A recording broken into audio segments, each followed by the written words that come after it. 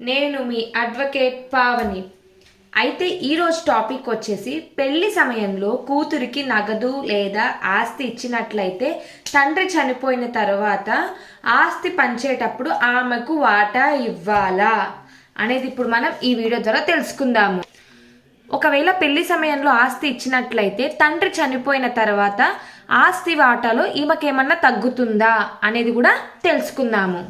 Hindu succession act 1956 దానికి వచ్చిన సవరణ 2005 ప్రకారం కూతురు కూడా కుమారునితో సమానంగా సహజ వారసురాలు కోపార్సనర్ అవుతుంది.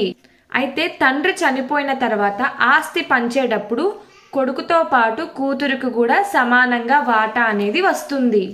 అయితే పెళ్లి సమయంలో తనకు ఇచ్చిన ఆస్తి లేదంటే నగదు లేదంటే బంగారం ఏది ఇచ్చినా అది వారసత్వ హక్కును తీసివేయదు. చట్టం ప్రకారం అది ఒక గిఫ్ట్ లేదా మ్యారేజ్ ఎక్స్పెన్సెస్గా పరిగణిస్తారు.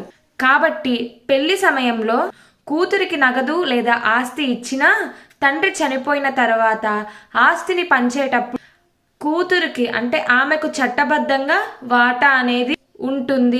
ఒకవేళ తండ్రి వీలునామా గనక రాస్తే లేదంటే వేరే వాళ్ళకి ఆస్తి అనేది గిఫ్ట్ డీడ్ చేస్తే ఫ్యామిలీ మెంబర్స్ అందరూ కలిసి సెటిల్మెంట్ డీడ్ చేసుకుంటే కూతురికి ఆస్తి అనేది రాకపోవచ్చు.